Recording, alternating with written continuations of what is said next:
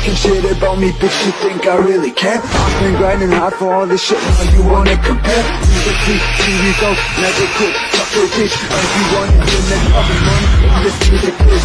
No, I better run, little fucker. Get on my way, motherfucker.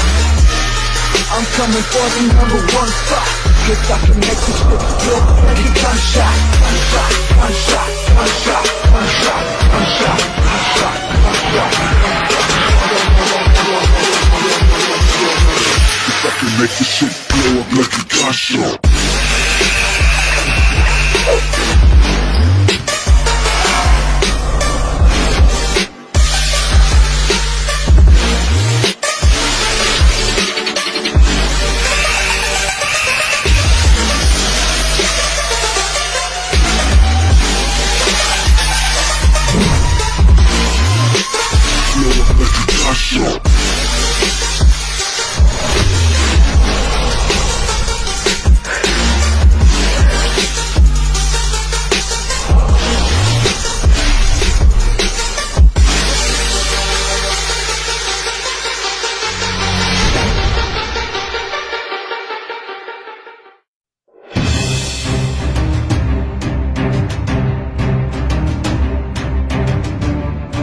Porque ahora ya no existen fronteras y gracias a la tecnología podemos estar más cerca.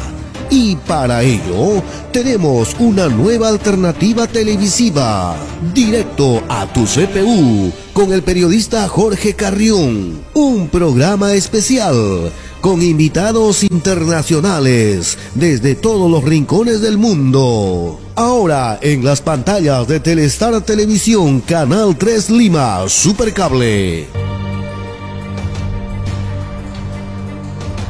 No se lo pierda.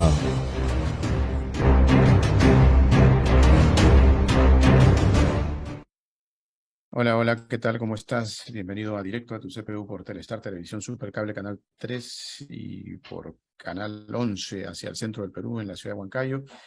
Como de costumbre, también por Virtual Televisión, tu enlace con el mundo. En esta ocasión, pues vamos a ubicarnos hacia México lindo y querido, hacia la parte de San Juan, muy cercano a la capital, allá en México, con el doctor Alberto Mansuetti, quien es un analista internacional, para conversar sobre todo lo que viene aconteciendo en Perú, principalmente la preocupación a nivel de América Latina por los últimos incidentes que tienen que ver con la política, pero más allá de la política tienen que ver con unos efectos bastante dantescos que se vienen reflejando a nivel de la información y que hay culpabilidades de una y otra parte, pero a veces estas situaciones pues tienen un enemigo mayor que no sale a la vista y que es mejor ir a especialistas en el análisis para descubrir quiénes pueden estar detrás de toda esta situación siniestra que se presenta a nivel del sur de Sudamérica. En esta ocasión le toca a Perú. Hace algunos años atrás, pues tuvimos a Chile también con situaciones así similares. Y bueno, parece que hay una situación cíclica en torno a estos sucesos. Pero qué mejor que, repito, el doctor Alberto Mansuetti para que nos dé algunos alcances de análisis sobre esta situación. Bienvenido, doctor. Muchas gracias por la oportunidad.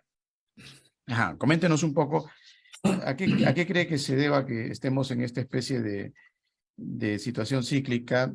Le tocó a Chile, le toca a Perú, también estuvo Ecuador por ahí, no sé, siempre como que fuera una epidemia. ¿Qué está pasando? ¿Qué es lo que pasa desde el punto de vista médico-político?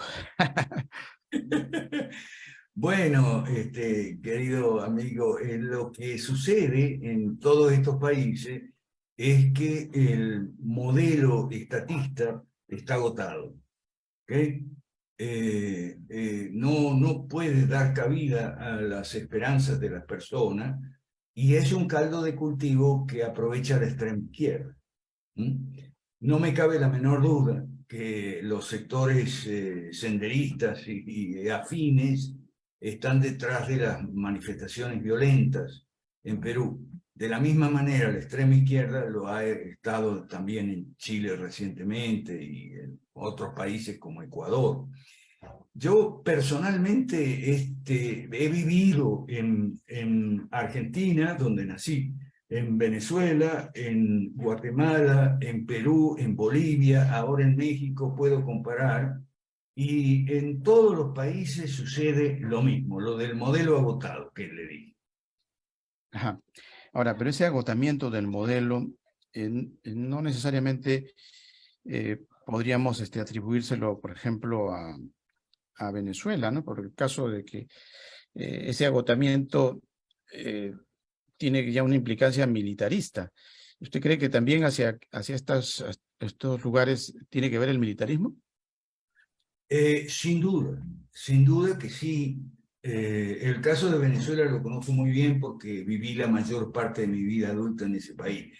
Pero puedo comparar, estos países son muy parecidos, por no decir casi iguales.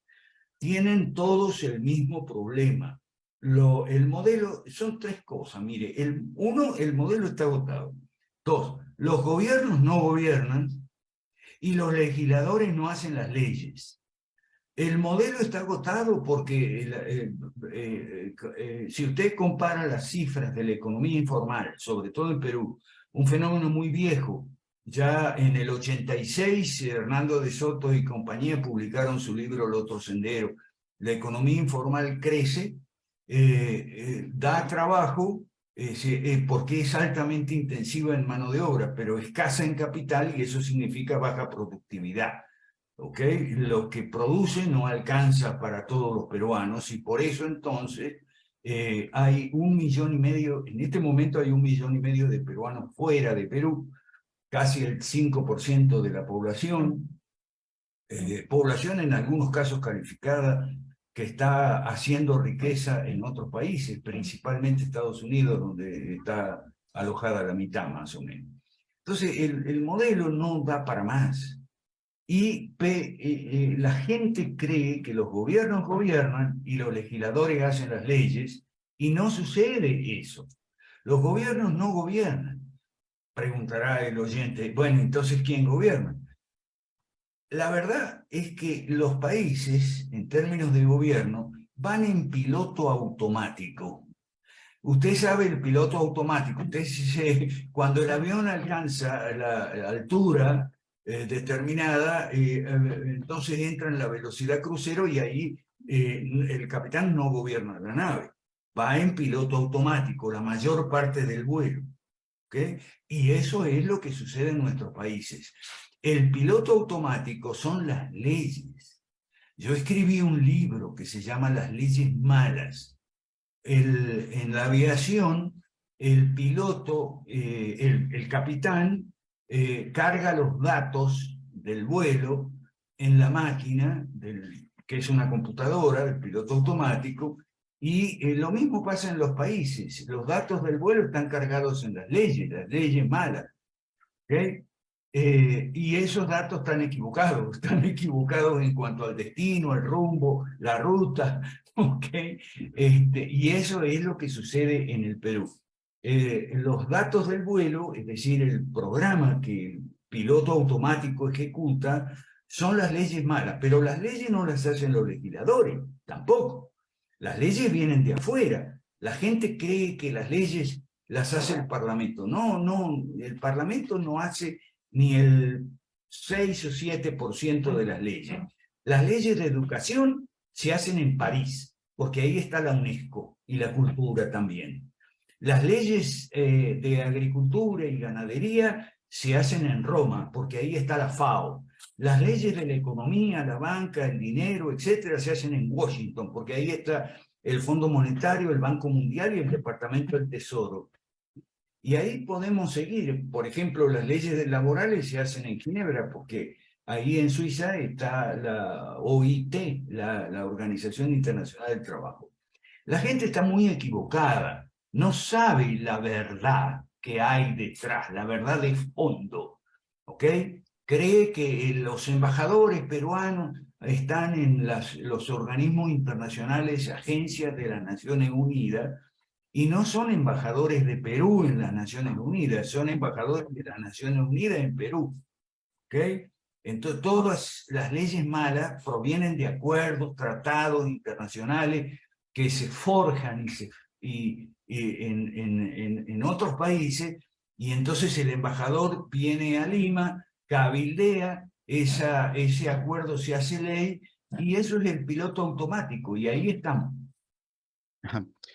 Pero él le planteaba la parte del militarismo, ¿no? El militarismo como tal, por ejemplo, en Venezuela se logra la unión cívico-militar y eso es lo que mantiene el poder político en Venezuela. Hacia Perú, la principal defensa, por ejemplo, de la democracia en este momento viene a ser precisamente el ejército y las fuerzas policiales, ¿no? Son las que están un poco como que salvando a Perú de entrar en esa vorágine del comunismo, socialismo del siglo XXI, con el planteamiento del levantamiento de gente, ¿no? Supuestamente desplazada, olvidada por el gobierno o por los gobiernos de turno, ¿no? Pero más allá de eso, en el Perú no sucede lo que allá se presentó como algo totalmente como anillo al dedo, ¿no? Donde aparece una figura como Hugo Chávez y hace ese planteamiento de sembrar el petróleo, agarrando una frase de Uslar Pietri, y termina configurando el principal objetivo, la unión cívico-militar, que lo mantiene a Venezuela prácticamente al margen de lo que significa la democracia. ¿Qué puede decirnos sobre eso? Bueno, el militarismo en Perú viene por dos lados. Viene por el lado que usted señala, que la última línea de defensa. Eso es igual que en Chile y tal. ¿Ok? Las Fuerzas Armadas, última línea de defensa, reprimiendo a los manifestantes asusados por el terrorismo. Sí, pero última línea de defensa quiere decir que todas las demás defensas ya fallaron. Es decir, fallaron las instituciones, Congreso, el Ejecutivo, el Poder Judicial, falló el periodismo también, y fallaron sobre todo los partidos políticos. Y me refiero a los partidos políticos de derecha que fracasaron en el Perú, derecha o centro derecha, como los socialcristianos, democristianos, etc. Es decir, fracasó esa línea de defensa institucional, fracasaron los partidos políticos en ofrecer soluciones viables, entonces ahora estamos en la última línea de defensa, que son los militares. Yo creo que eso es un signo muy, muy malo, ¿ok? Eso por un lado. Ahora, por otro lado, ustedes, los peruanos, tienen a su Hugo Chávez ahí, se llama Antauro, ¿ok? Ojo, ojo, porque ahí está el Hugo Chávez de Perú, que se llama Antauro, ¿ok? Entonces, yo represento a un partido político peruano que se llama el Partido de Evolución. Lamentablemente no hemos conseguido apoyo de la gente, porque no hemos conseguido suficiente apoyo como para poder plantear nuestra inscripción y estar en las boletas. Pero nosotros tenemos la solución de fondo, que son reformas de fondo. El partido está con su proyecto, el proyecto 5 reformas, ¿ok? Derogar las leyes malas, tomar distancia de los organismos internacionales y hacer 5 reformas: política, economía, educación, salud y jubilaciones y pensiones. Las políticas son 3: privatizar, desregular y abrir mercados a la competencia, ¿ok? Algunos dicen, pero eso es neoliberal. No, no, eso es liberalismo clásico, no es neoliberalismo. El neoliberalismo es el consenso de Washington. Las reformas que hizo Fujimori, ¿ok? Pero Fujimori no fue más allá. Nosotros tuvimos con el doctor Pedro Pablo Kuczynski una conversación cuando él fue elegido. Cuando él fue elegido, era presidente electo. Le enviamos una carta con los documentos que él había escrito en 2002 y en 2003, junto con John Williamson, que es el padre del consenso de Washington. John Williamson estaba muy consciente siempre de que las reformas del Consenso de Washington eran urgentes y necesarias, pero no suficientes. Y había que hacer reformas de segunda y tercera generación, y eso lo escribió nada menos que en 2002, 2003, junto con Kuczynski. Le llevamos esos textos a Kuczynski, que están en la internet, ¿ok? Se llaman Beyond the Washington Consensus, más allá del Consenso de Washington. Y le preguntamos, doctor Kuczynski, ahora usted es presidente del Perú, electo, ¿ok? Usted en 2002, 2003 escribió que hacían falta reformas más de fondo en la justicia y en la educación, la salud, el servicio público, la parte tributaria, etc. Usted escribió esto, ¿verdad? Sí, yo lo escribí y lo firmó junto con John Williamson, ¿ok? Y un montón de neoliberales también de otros países. Entonces le preguntamos, bueno, ahora que es presidente, el 28 de julio se calza la banda, ¿va a hacer la reforma?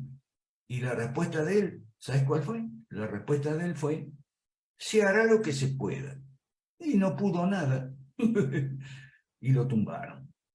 Y ahí el Perú empezó en una espiral de inestabilidad política, ¿okay?, recurrente, como 5 presidentes en 4 años, cosas por el estilo, que Vizcarra, que Merino, que este, que el otro, ¿ok? Y bueno, seguirá así, ¿eh? Seguirá así mientras no se resuelvan los problemas de fondo. Bueno, pero vamos a insistir un poco más en lo que parece que es la clave. La clave para que esté la revolución bonita en Venezuela tanto tiempo, pues son los militares. ¿Qué pasó en Argentina, ya que usted nació en Argentina? ¿Qué pasa en México, que está López Obrador? Los militares también son el principal apoyo. ¿Qué pasa en Colombia, donde tenemos a Gustavo Petro? También los militares se han doblegado. ¿Qué pasa en Chile? En Chile todavía hay una cierta resistencia, porque al menos se evitó que se dé la Asamblea Constituyente o la nueva Constitución. Pero, ¿cómo ve el elemento clave? Porque el elemento clave hace de que no haya nada que hacer. En Venezuela no hay nada que hacer mientras estén los militares. Bueno, pero yo no comparto su visión de que los militares son el elemento más importante. Sin embargo, yo le voy a responder a su pregunta, ¿ok? Y primero le respondo con una respuesta de carácter general para todos los países. Los militares no van a tomar el poder como hacían antes. Ya no existen más esos militares anticomunistas de la Guerra Fría, que daban golpes de Estado, tomaban el poder y empezaban con gobiernos de facto. Eso ya no va a ocurrir más. Ahora son comunistas en Venezuela, No. los militares son comunistas. Es más, los comandantes son cubanos, ni siquiera son venezolanos. Algo Los así. notarios en Venezuela no son venezolanos, son cubanos. Sí, tiene razón. Eso es así. Ahora, pasa lo siguiente. Los militares están en una de estas 3 condiciones en los países, ¿no? O en las 3. O sea, hay militares que están comprados, otros están ideologizados y la mayoría está asustado en el sentido de que no quiere hacer gobiernos militares otra vez. Me refiero a esos gobiernos de derecha militar que había antes, décadas de los 70, los 80 y hasta los 90. De hecho, el gobierno de Fujimori fue un gobierno militar, ¿ok? O muy apoyado por los militares. Entonces, los militares están ideologizados, comprados o asustados. No van a dar golpes de Estado. Vamos por países ahora, que usted mencionó Argentina. Bueno, los militares están en los cuarteles.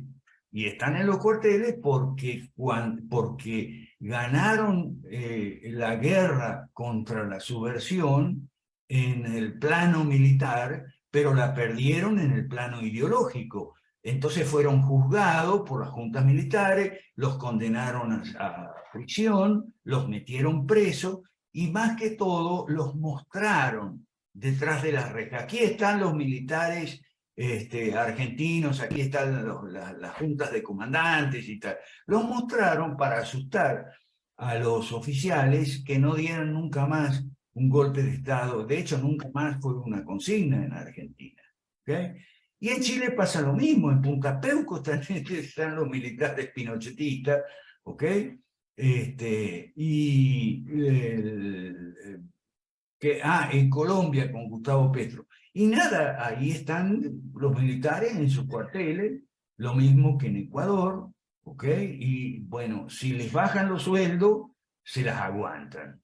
Eso es y no es como en otras ocasiones. Por ejemplo, a fines de los 70, comienzos de los 80, Bolsonaro en Brasil era militar.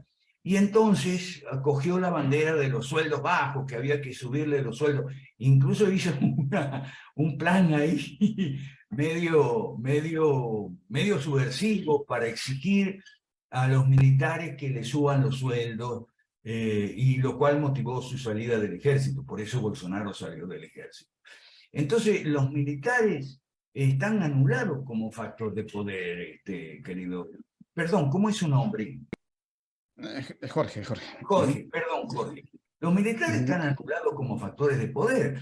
Lo que pasa es que la derecha mala fracasó en toda América Latina. Fue gobierno en la década pasada, ¿ok?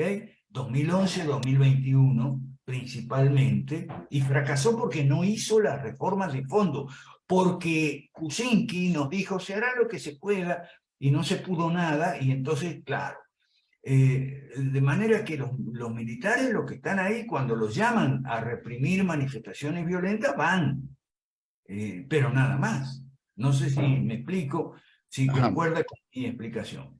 Bueno, podría ser hasta cierto punto, pero recuerde usted que la clave sigue siendo esa, porque, por ejemplo, en el Perú, como usted decía hace un momento, ya tenemos la penetración absoluta, no en el fracaso, sino la penetración como tal en el poder hasta judicial y hasta electoral de esta tendencia de los amigos del socialismo del siglo XXI, ¿no?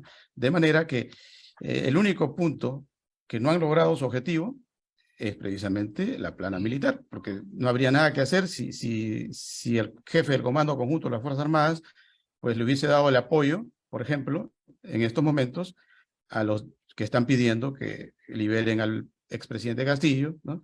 Y que clausuren o cierren el Congreso y no sé qué más. O sea, faltó ese pequeño detalle, ¿no? Que estuvieron a punto de, y todavía continúan los intentos, como acontecía en Venezuela. Recuerde que en Venezuela tampoco no fue de que Chávez dio el discurso y que le cayó bien a todo el mundo, ¿no?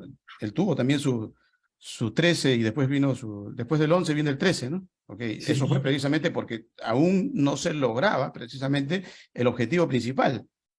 ¿Cuál es? El que lo tiene en el poder hasta el momento a Nicolás Maduro, ¿no? El hecho de que tengas absolutamente todo el dominio del poder.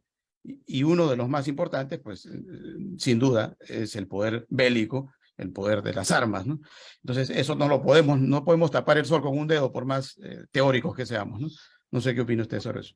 Claro, Jorge, pero hay un elemento en Perú que es importante. ¿Quiénes le dieron a senderistas cargos importantes, incluso hasta en el Poder Judicial, elementos vinculados al sendero y demás?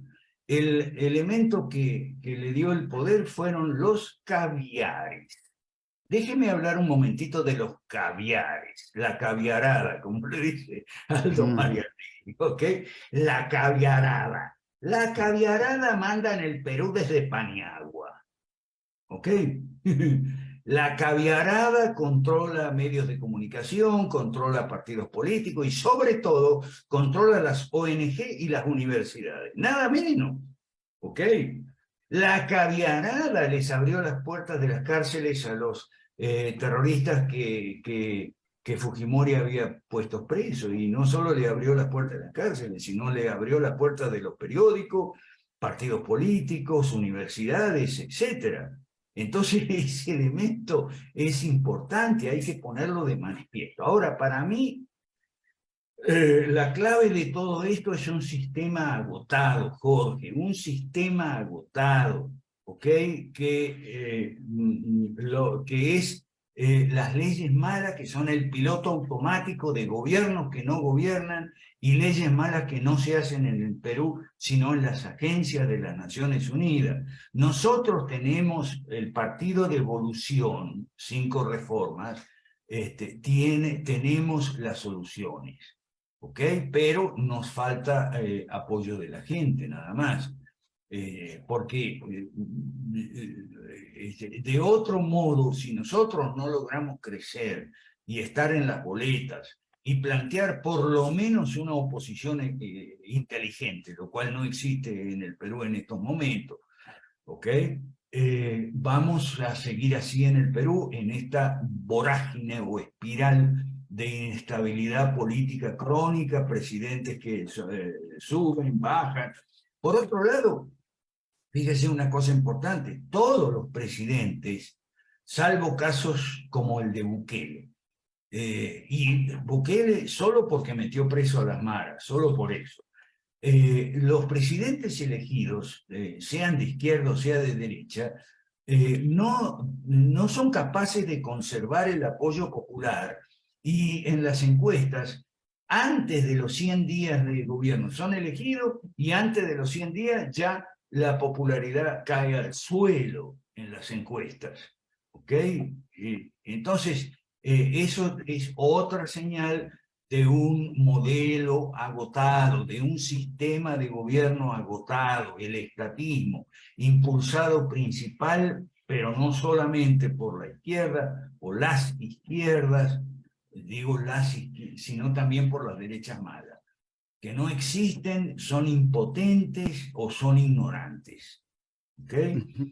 Ahora, Ese es el problema, son los problemas de fondo. Diga. ¿usted cree que realmente existen las izquierdas, por ejemplo, en Venezuela? ¿Es un gobierno de izquierda realmente? ¿Usted está convencido de eso? Pero por supuesto, lo que pasa es que ahora ha dado algunos pasos que no son típicos de la izquierda. ¿Okay? Como por ejemplo, aceptar, aunque a regañadientes al principio, una dolarización de facto, una dolarización de hecho generada por los venezolanos en el exterior que enviaban dólares a sus familias. Y además ha dicho que el 10% de algunas empresas estatales importantes, incluso petroleras y de industrias básicas de Guayana, pueden ser privatizadas, pero no ha tenido buenas respuestas. Me refiero, el capital internacional desconfía todavía de Venezuela y por eso, para superar ese escollo, Maduro ha tendido puentes con Biden, ¿ok? Y Biden también le ha respondido bien. No sé lo que va a pasar en Venezuela ahora.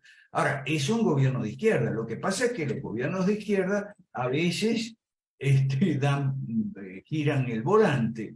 Y el caso más a nivel mundial es el de China.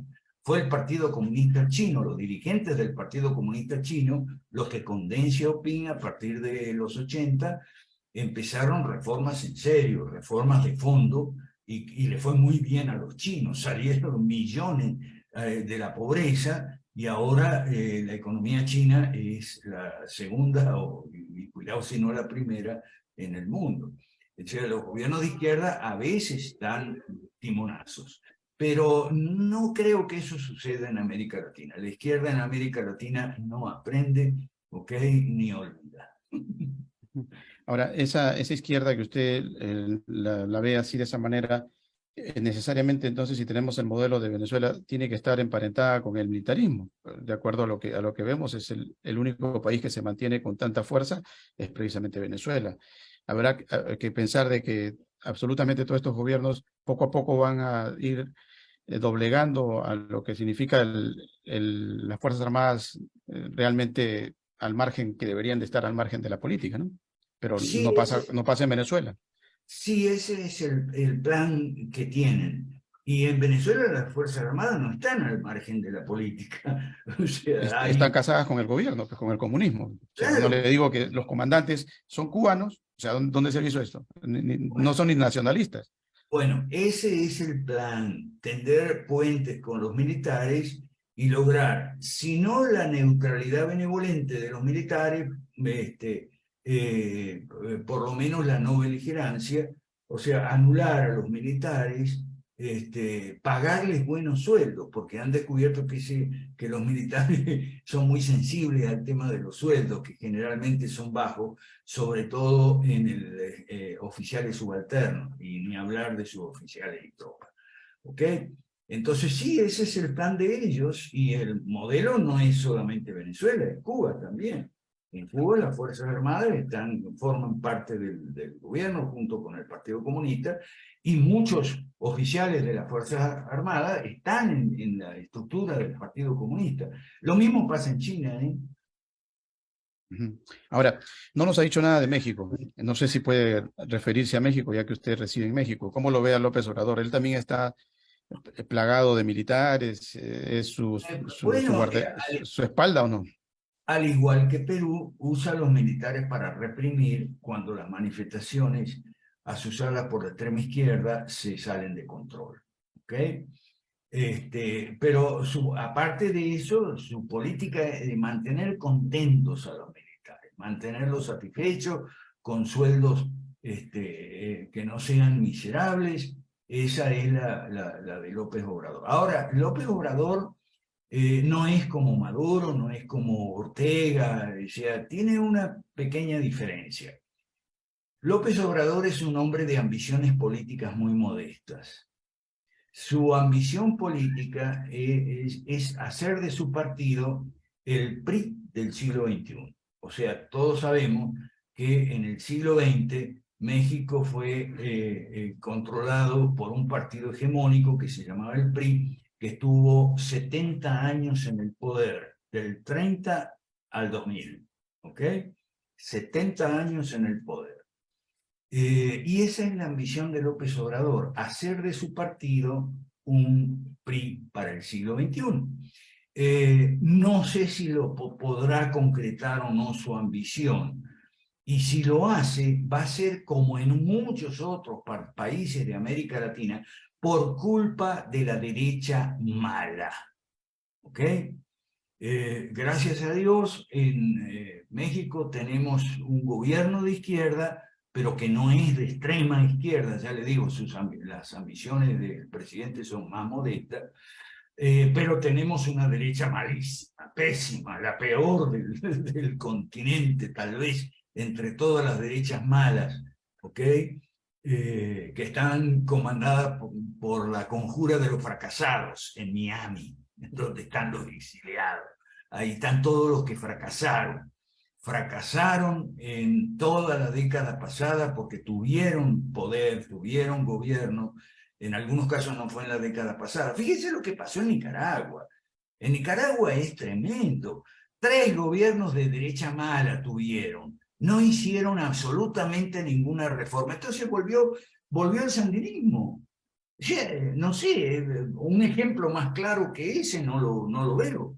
Y en Honduras sacaron a Zelaya, le dieron su golpe de Estado, porque dan su golpe de Estado cuando se dan las condiciones, pero ahora está la esposa de Zelaya, imagínense, no, el problema es la derecha mala, Jorge, la derecha mala, ese es el problema.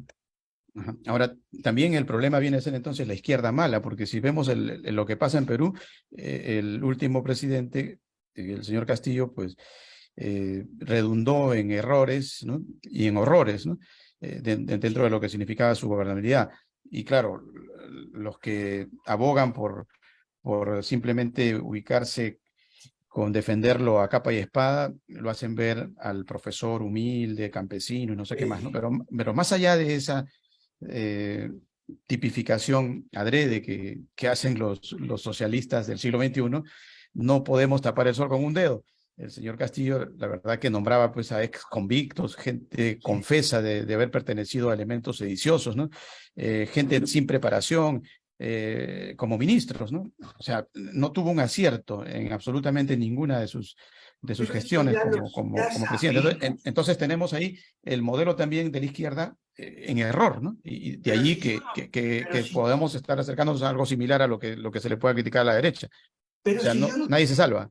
No estoy defendiendo a la izquierda, Jorge, creo que me entiende mal.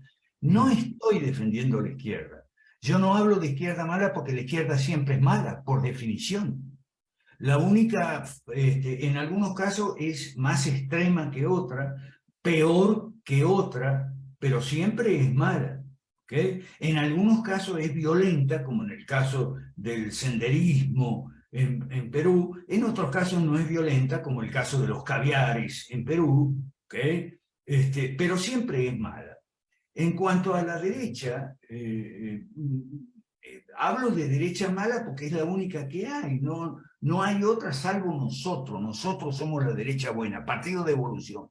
Claro, yo le veo la cara y usted dice, ¿y dónde está ese partido que no lo veo? Bueno, búsquenos en redes sociales. Yo después le paso el contacto de José Luis Tapia, que es el presidente del Partido de Evolución, para que lo entreviste si es tan amable, ¿ok? Usted dice, bueno, no, son todos malos. Sí, son todos malos. ¿Okay? En toda América Latina estamos atenazados por una tenaza terrible que tiene dos brazos. La izquierda en sus diversas variantes. Está la izquierda clásica, la izquierda cultural, etcétera, la izquierda feminista, la izquierda ambientalista y todo. La izquierda es una tenaza. Y la otra tenaza es la derecha mala. Le llamamos mala porque es incapaz de hacer reformas, es incapaz de cambiar el modelo, ¿ok? Se maneja con el mismo modelo estatista, socialista, de leyes malas, gobiernos que van en piloto automático, no es capaz de hacer un cambio, ¿ok? Derecha mala es principalmente Macri en Argentina, Piñera en Chile, el uribismo en Colombia. Eso es derecha mala. Eso es lo que le abre el paso a las izquierdas, ¿ok?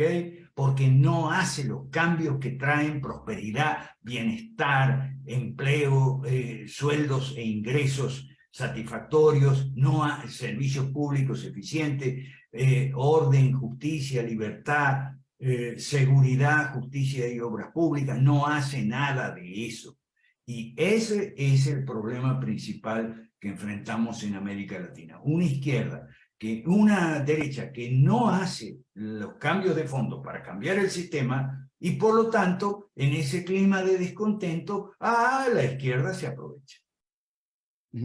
Bueno, podríamos ya para ir cerrando un poco la conversación, pensar de que estamos ante un nuevo síndrome, porque todavía en la derecha es aceptable que un personaje X defienda sus intereses, aunque equivocadamente, y de repente sea un poco pedante, abusivo y no sé qué más, ¿no? Pero lo que sí no es explicable y podría ser un síndrome nuevo, ¿no? Así como existe el síndrome de Estocolmo, la claustrofobia, ¿no? De que un personaje, un ciudadano común y corriente, por las calles de San José, ahí en Caracas, donde usted vivía, ¿no? Se dé cuenta de que no tiene dinero para vivir, no tiene de pronto ni siquiera la posibilidad de conseguir un trabajo, no tiene producción, incluso tú te vas hacia los llanos y no hay nada, o sea, absolutamente ni frutas. En el lugar donde debería haber más frutas, no hay frutas. Tú le preguntas a un llanero y el llanero te dice, ¿qué va, mijo? Eso se lo llevó el diablo, ¿no? Y bueno, es una respuesta así, tácita. Entonces, y aún así, viendo todo eso, con el estómago crujiendo, el hombre agarra y dice que viva la revolución. No creo que eso sea normal. Eso viene a ser ya un nuevo síndrome, como para que los médicos pues lo clasifiquen y pongan ahí, esto es el síndrome de Caracas o de Venezuela en general, ¿no? ¿Cómo lo ve usted? ¿Le parece lógico? Pero no es tan abundante como usted lo señala. Usted me está diciendo que la clase popular es marxista, es de izquierda, está apoyando la revolución y tal, y qué sé yo. O sea, eso no es masivo. Sí, pero el solo hecho que exista uno ya hay que clasificarlo como un síntoma, no como un síndrome, ¿no? ¿O le parece normal? ¿Le parece lógico? No me parece lógico, pero no es un fenómeno tan abundante y acusado como usted señala. Eso no es así. Yo le voy a decir cómo es el comportamiento electoral. Ahí deme unos minutos porque ahí entramos en otro tema. El comportamiento electoral en América Latina es el siguiente. Vota la clase media, pero de la clase popular no vota la mayoría. Y por eso entonces hay tanta abstención, incluso voto en blanco, nulo y demás. Hay una abstención terrible y esto lleva muchos años. La clase popular no vota porque le importa un pepino la política y cambia de estación o de radio cada vez que viene un comentarista político o cosas por el estilo. La clase popular no vota. Ahora, cuando se encuentra muy hambreada, entonces vota por un cambio de gobierno, pero no cambio de sistema, porque esa opción no existe, porque nosotros no estamos en la boleta. Vota por un cambio de gobierno. Y si pasa como en la década pasada, los gobiernos de Macri, de Piñera, el uribismo, no hicieron un pepino y el hambre aumenta, entonces vota por lo único que tiene a mano, la única opción que tiene a mano, que es una opción de izquierda, para cambiar el gobierno, porque es lo único que está a su alcance electoralmente hablando. Pero no es que la clase popular sea de izquierda, porque si fuera de izquierda la clase popular, en vez de ir a Estados Unidos, como van la mayoría de los inmigrantes, peruanos y latinoamericanos, irían a Cuba. Pero no van a Cuba, van a Estados Unidos. ¿Okay? Y van a Estados Unidos cuando dentro del país la economía informal, es decir, capitalista, no les da suficiente como para vivir. Entonces van a Estados Unidos. Entonces no es como... ¿Usted cree que todos los votos del PSV son votos de izquierda, o sea, votos ideologizados? No, no es así. Ajá. Bueno, es parte del proceso lamentable, ¿no?, que se tiene hacia Venezuela, aunque yo creo que por más que sean mínimos, ya son parte de una sintomatología que habría que investigarla, ¿no? Porque aplaudir algo que no vale la pena, pues creo que es algo que no deberíamos estar expectándolo en estos tiempos del siglo XXI, pero así pasa, ¿no? Y tampoco es minoría, eso sí hay que mencionar de que, como decía Fidel, oye, Chávez, fíjate bien, no creo que el 50% de venezolanos estén equivocados, ¿no? Analiza bien lo que estás haciendo, ¿no? Y efectivamente, al final Chávez tuvo que poner más rigidez en su planteamiento, ¿no? Lo que le estaba diciendo Fidel era simplemente que o te defines de una vez con el comunismo, porque las cosas a medias no te van a resultar. Y después de eso vino ya la definición total de lo que significó su régimen hasta la actualidad con Nicolás Maduro, ¿no? O sea, término medio no sirve. En ellos existe una posición un poco más directa, doctor, no sé si usted comparte con eso.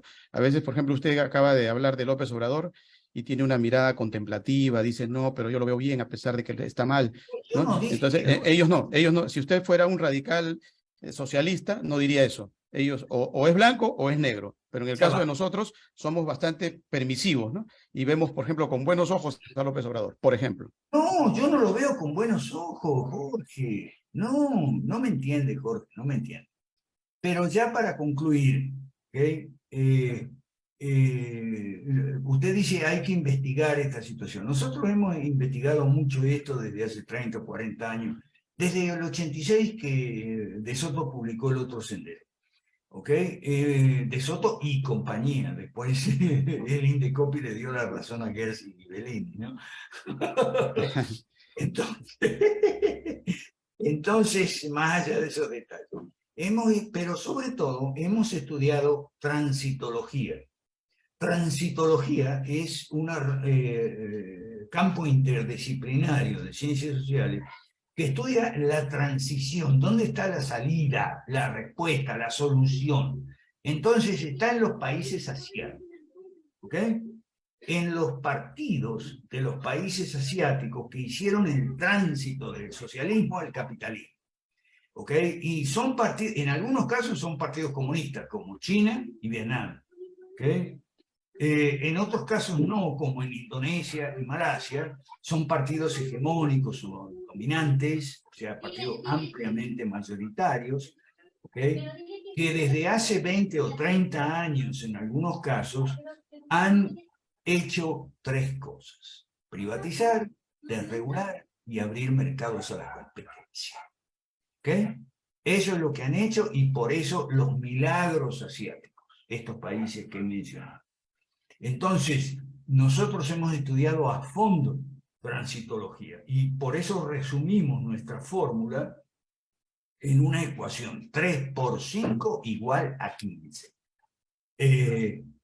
Privatizar, desregular y abrir mercado a la competencia son tres políticas públicas en 5 áreas: política, economía, educación, salud y jubilación. 3 por 5, 15. ¿Lo inventamos nosotros, el Partido de Evolución? No, lo inventaron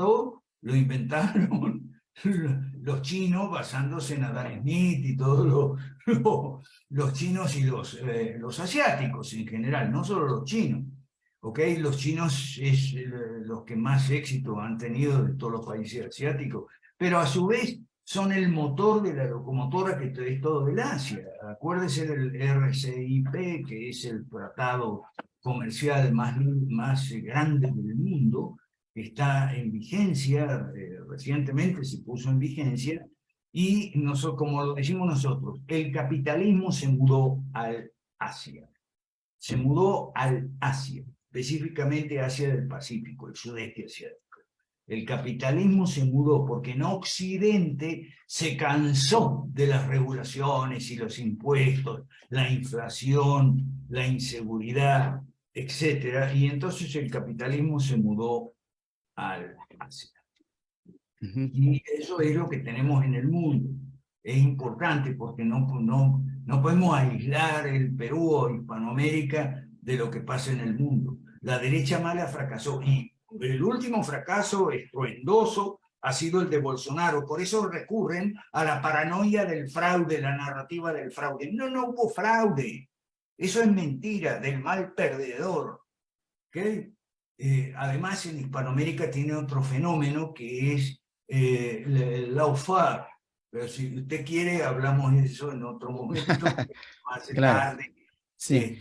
Sin Ya embargo, para terminar, doctor, denos alguna pista de lo que usted cree que puede pasar con Perú, cuál sería la mejor salida, si cree que lo que ha acontecido, bueno, está dentro de los cánones regulares de la sucesión de poder, ¿no? La vicepresidenta ha asumido el poder, ahora se espera de que próximamente pues se convoquen elecciones, no hay un apuro, algunos quieren que sea ya, otros pues simplemente apegados a la ley están esperando de que esto sea dentro de los pasos adecuados para que no se llegue a una implosión dentro de esta democracia tembleque, como se diría, ¿no?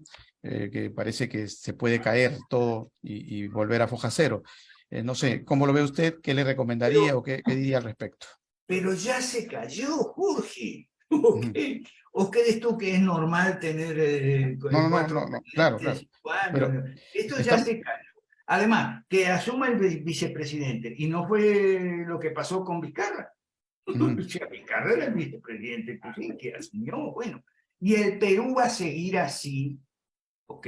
O peor, si no se hacen los cambios de fondo que estamos proponiendo nosotros, que fueron los mismos que Kuczynski escribió en 2002 y 2003, hace ya 20 años. Hace 20 años escribieron unos documentos que se llaman Beyond the Washington Consensus, están en internet, cualquiera los consigue y los traduce. Nosotros lo hicimos, se lo llevamos al doctor Kuczynski. Si no se hacen esos cambios, y los únicos que lo podemos hacer somos nosotros, puede parecer presumido, nuestro partido, porque somos los únicos que hemos estudiado estas cosas a fondo y entendemos a cabalidad la tragedia de fondo que hay aquí, más allá de si Boluarte dura mucho, dura poco. Usted me pregunta si Boluarte cuánto va a durar, si las elecciones van a ser el año que viene o el siguiente, no sé. No sé, Jorge, no sé, porque la bola de cristal no la tengo, pero sí tengo información de buena fuente, información además, tenemos todo lo del Partido de Evolución, para saber que el Perú no va a mejorar hasta que nosotros podamos por lo menos poner una pata en la mesa, hacerle llegar nuestra posición al público en programas como los suyos. Yo le agradezco infinitamente su generosa amabilidad, ¿ok? Y le paso después el teléfono de Tapia para que le haga una entrevista. Si nosotros podemos llegarle al público, ahí empieza el buen camino para el Perú. Bien, otro día entonces vamos a ver si nos da una ampliación de lo que podría ser una salida, ¿no? De esas claves que ustedes manejan respecto a Perú. Y esperemos que le vaya bien allá con López Obrador. Bueno, como de Soto, Gersi y Belín escribieron El Otro Sendero, nosotros tenemos el buen sendero. No el luminoso, ¿no? No el luminoso. No es el luminoso, no es la economía informal, porque la economía informal es altamente improductiva por escasez de capital. ¿Okay? Es decir, la economía informal apenas le da para comer a los que están en ella y nada más. O sea, nosotros tenemos el buen sendero. Y sin embargo, una de las economías informales más importantes del Perú mantuvo prácticamente en los años de oprobio de Fujimori adelante al Perú, ¿no? Y son sí, actualmente los pequeños y medianos empresarios. En aquel momento eran informales, ahora ya son formales. No todos son formales, la informalidad sigue. Y no, todavía, claro, lógico. Ha crecido con la pandemia. Lógico. No solamente ha crecido con la pandemia acá en Perú, en todo el mundo, ¿no? Porque sí, no había otra forma de trabajar tampoco. Sí, es verdad, sí, es verdad. Bueno, un abrazo, doctor, un placer conocerlo y vamos a seguir en contacto. La parte 2 no se la pierdan con el doctor Alberto Mansuetti próximamente. Muchas gracias, Jorge. Un abrazo. Un abrazo.